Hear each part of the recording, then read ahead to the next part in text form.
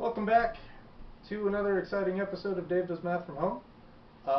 Today we're talking about calculus. We're still doing chapter 1. This is the function review. Today we're going to talk about something that we didn't cover in a lot of depth in pre-calculus. So this one's going to get pretty exciting. It's called the difference quotient. And I'll explain what that means in a second. But first I want to talk about slope.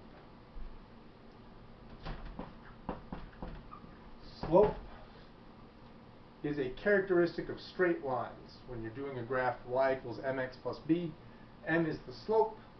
It tells you how steep the line is or how shallow the line is. And we calculate slope, well, we call it m. We calculate slope, our measure of steepness or shallowness is usually measured by change in y over change in x. So how high does it get over how much horizontal distance? Sometimes this is called rise over run. And the basic formula for this, this triangle is a delta. Greek letter delta means change. This is a capital delta. It's a big triangle. You'll see lowercase deltas later. But this means change in y over change in x for straight lines. And we can calculate this change in y. Change basically just means subtraction. So this is secretly just like y2 minus y1. This is a change in y values, the difference between two y values. Over x2 minus x1, this is a change in x values, the difference between two x values. This is slope. Slope, as thus conceived, is fundamentally about 2 points. You pick 2 points on your line and you get your slope between those 2 points. You need an x1, y1 to be your first point and your x2, y2 to be your second point. And you're looking at the differences between those two positions, horizontally and vertically, to basically make a triangle out of this. This is the vertical piece of your triangle, this is the horizontal piece of your triangle. If you divide those two, you'll get a ratio for steepness. The big challenge of today is I want to reconceptualize this idea without using the idea of 2 points. I want to talk about slopes, but I want to talk about them from the perspective of a single point rather than between 2 points. We're still going to need to use a second point to do this, but we're not going to foreground the second point at all. We're going to be talking about the first point, and when we use a second point, we're basically only going to talk about it in relation to the first point. So, let's say our first point is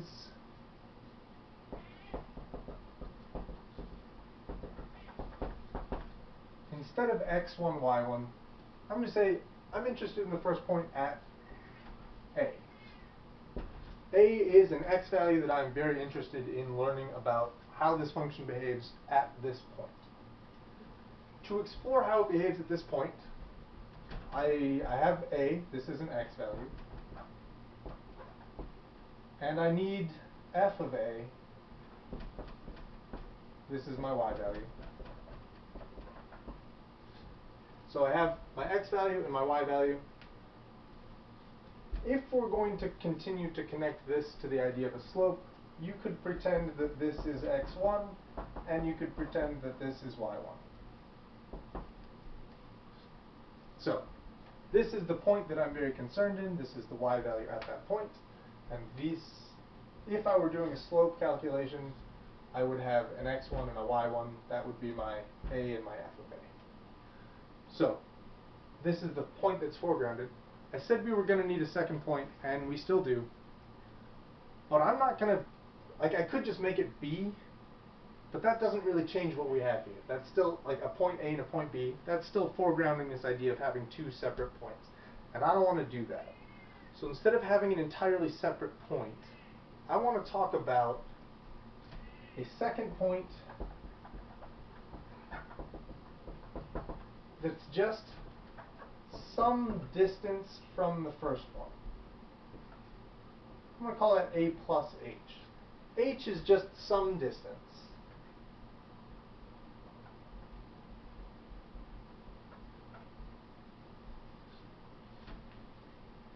So I'm still foregrounding this point A. A is the important part. H is some distance away from this. And the cool thing about this is I can change this distance now.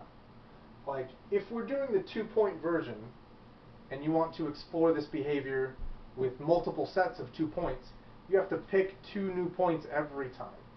The nice thing about this is it lets me fix a point A, and then I will always be at this point A. And if I want to explore other options with my second point, I just have to change the distance away from point A. So maybe I'll do one run with H being like a 1. Maybe I want it real small, I'll make it 0.1. If I want it really tiny, I can make it 0.001. Or maybe I want something bigger. Maybe I want to make an H into a 2 or a 3 or a 10 or a 5. I can change that second point in relation to this first fixed point as a distance away from it. If I do this, this is still an x value. This would be, in our analogy, this would be my x2, my second point for an x value. And then f of a plus h would be my second y value, because it's just the function at that x value. So if we do this and return to this idea of slope, what we get here is f of a plus h minus f of a all over a plus h minus a. And the cool thing about this is that it simplifies a little bit. The a's cancel on the bottom, which makes sense. The bottom of this whole thing should be a run. It should be a horizontal distance. And we already said that h is going to be that distance. So if we cancel this out, so the bottom of this is just an h, that makes perfect sense. So this thing that we are left with, let me find some room for it down here. F of a plus h minus f of a all over h. This is secretly just a slope, but it's got a fancy name. It's called the difference quotient.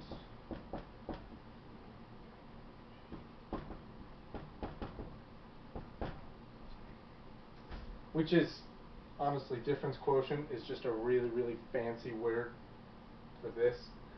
It's the quotient of differences. Difference quotient just means divide, subtract.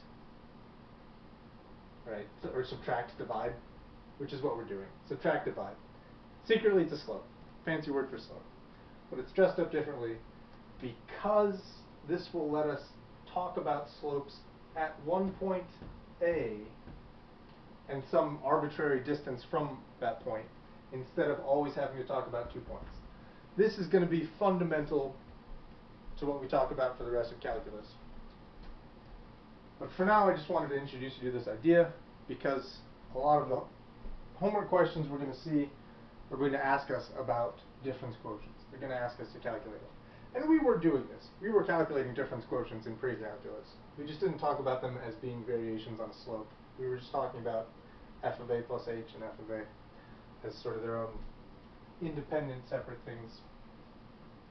So let's do a couple examples of difference quotients, and then we'll be done with chapter 0.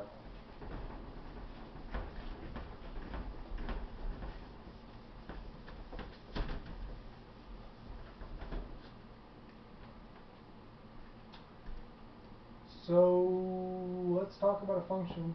Let's start with f of x equals 3x minus 7. This is a good one.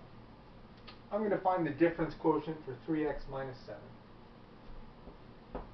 So the difference quotient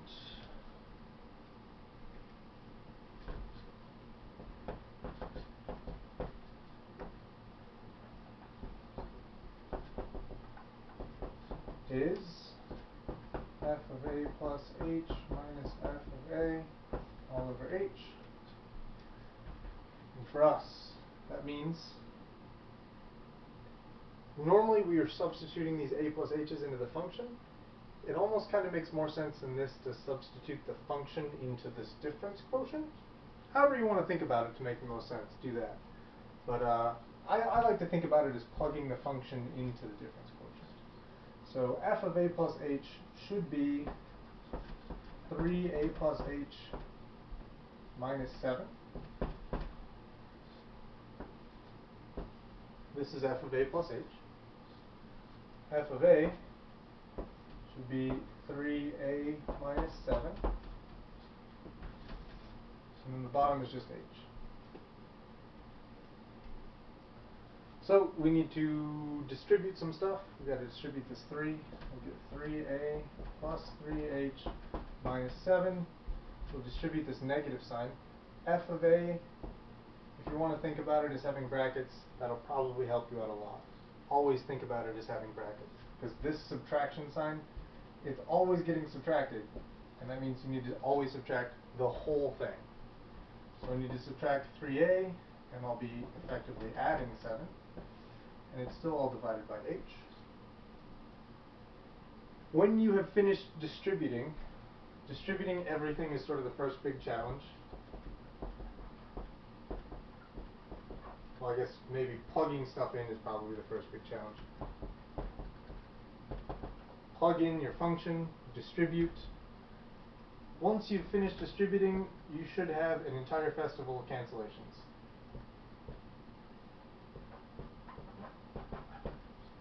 Most of these pieces are going to cancel each other out. Whenever you have this f of a plus h minus f of a, lots of stuff is going to just disappear. But we're very interested in exactly what's left, so you have to be careful about how it disappears. Positive 3a, negative 3a, that'll cancel. Negative 7, positive 7, that'll cancel. Here's the secret. When you get to this cancel stuff stage, everything on the top that does not have an h should be gone. This doesn't have an h, no h, no h, no h, it's all gone. This thing has an h, it can stay. That's sort of the general rule. That's how this should go most of the time.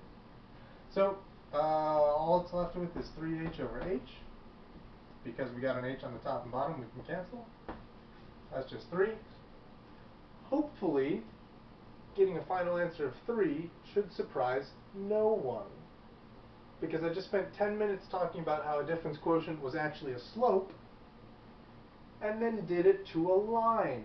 We already knew the slope of this. This is a straight line. It has a slope of 3. We did just spend 5 minutes proving that the slope is 3, but we probably could have done it easier. This is a good practice, though. Let's do one more. Because the real power of this idea of difference quotients is that you can do it to things that aren't lines. So let's talk about something like y equals x squared minus 3.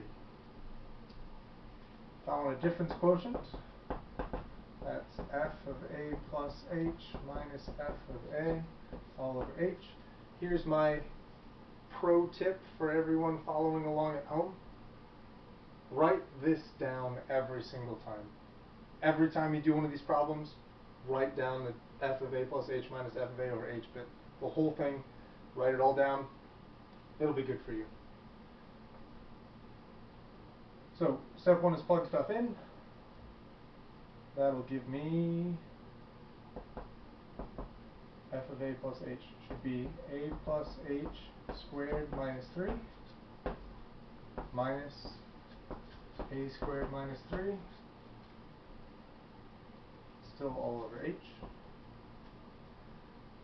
So now, when we do the distribute step, things are going to get real interesting, because this is a binomial squared. And everyone has had me for pre-calculus, and you know, distributing exponents over addition is the thing that I hate most in mathematics. Don't do that.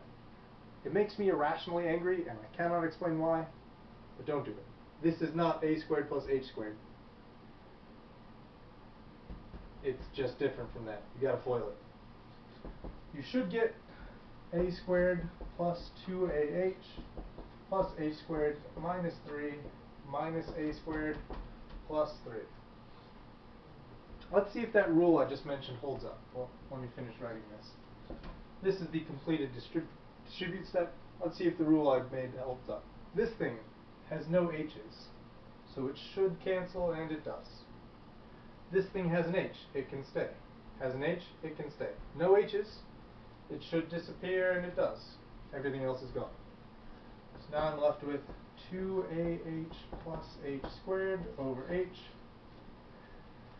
Because everything left on top has an h in it, I can cancel it with this bottom h. And now I'm left with 2a plus h. And this is the difference quotient for x squared minus 3.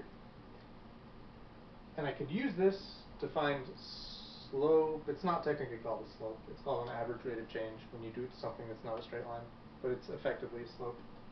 We can use this to find average rates of change.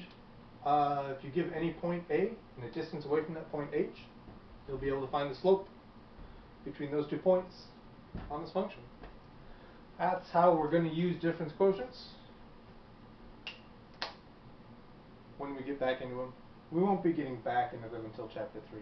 So we're gonna talk about difference quotients here as slopes, and we're gonna spend an entire chapter talking about something completely different, and then we'll come back to difference quotients in chapter 3 to talk about them in depth. It'll be an exciting adventure. But this is a good introduction to the topic. I hope you've enjoyed it. This is the end of our chapter 1 marathon. I'll see you in class.